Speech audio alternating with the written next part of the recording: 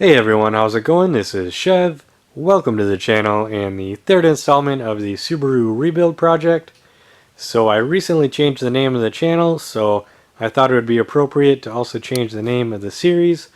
So I'm going to go ahead and call it Second Life, because the Subaru has already lived a long and prosperous life as a daily driver, and now we're going to be giving it a second life, and hopefully it'll be better than ever. So a little recap on the last episode. We had our spare EJ20 engine, and we found out it had a few issues, so I'm just going to be putting that off to the side, and we're going to be rebuilding the engine that's already in the car. So I already got a really good start here. Everything's already been disconnected from the engine, and it's pretty much ready to pull. So I'm going to go ahead and get this crane hooked up and see if we can't get it out. Alright, we have the engine all hooked up and ready to go, so I'm anticipating a little bit of a struggle. These engines like to stick pretty good to the transmissions, especially if they haven't been out in a while, so that should be interesting. And also, this is my first time using this load leveler tool to help pull the engine out. So I usually have straps that go around the whole engine, and I can never get it at the right angle to pull, so hopefully this makes things a little bit easier. But yeah, I'm going to go ahead and just start going at it and see what happens.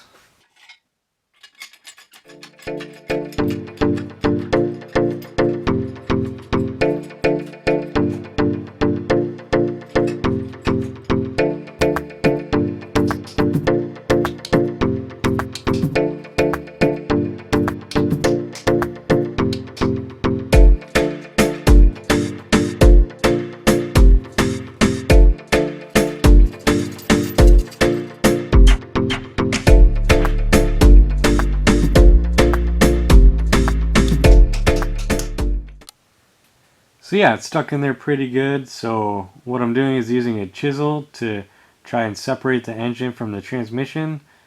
Once I can get it to crack a little bit, it should be pretty easy. I'll use like 2 or 3 screwdrivers and just hammer them in different spots, and that should separate it. So yeah, I'm just going to keep working at it.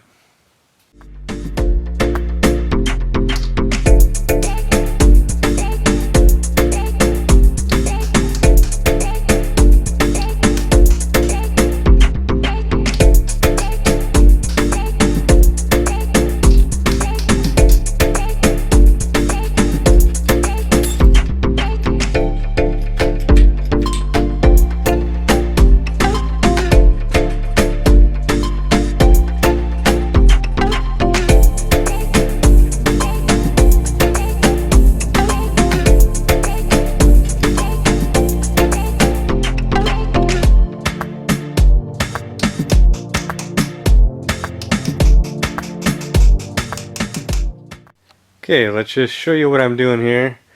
So this is the spot where I'm hammering, and I am using a chisel. It does mar up the surface, but this spot is pretty strong, so it doesn't make a big difference. But yeah, we are getting a tiny gap. Let's see if I can get it focused. Okay, so I don't know if you can see that. There is just a tiny black line where it's separating a little bit. So yeah, I'm just gonna keep going at it with the screwdrivers. Alright, so we're making some progress. As you can see, there's a definitive line where the engine is separating. So this is the best way I've found out to do it. Is once you can get just like a tiny crack, is using multiple screwdrivers and just hammering them in different spots to kind of separate in different areas of the transmission. So, and also another thing is to jack up the transmission, so the weight of the engine can also assist in starting to open that case up. So yeah, I'm gonna just keep at it.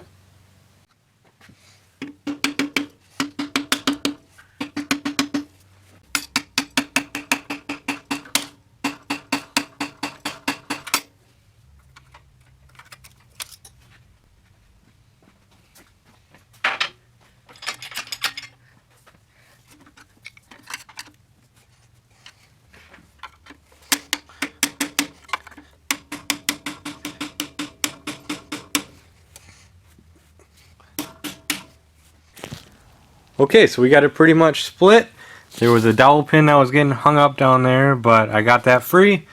So it's pretty much loose now. This load leveler is awesome. I wish I would have had one of those a long time ago. But yeah, I'm going to set up the camera and get this thing out of here.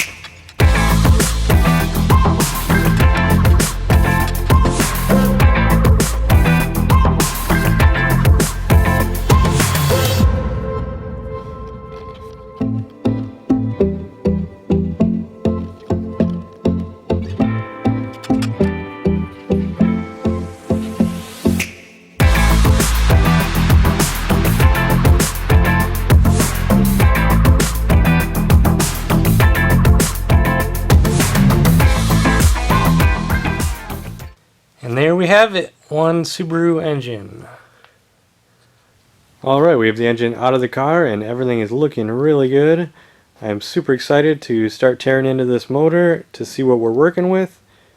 And let me give you a little peek at the engine bay here. It's a little bit dirty, but as you can see, the frame rails are nice, solid, and straight. So we definitely have a good base to work off of. And yeah, now I'm going to go ahead and get this engine put up onto the engine stand. Alright, so we have the engine on the engine stand and ready to be torn down. So just a little bit of backstory on this engine. This is actually a replacement that the previous owner had installed. So the story he told me was he was out of state and he went to one of those quick lube places, and either they forgot the drain plug or they didn't tighten it all the way and ended up destroying it. So he brought it to a independent repair shop and they put a new used engine in it, and he paid, I have the receipt, he paid over $6,000 to have this put in. So pretty crazy stuff. But yeah, that's gonna be about the end of this video. The next one's going to be a bunch of teardown on this thing, so look forward to that. If you can, give the video a like or subscribe. I would be really grateful, and yeah, we will catch you in the next one.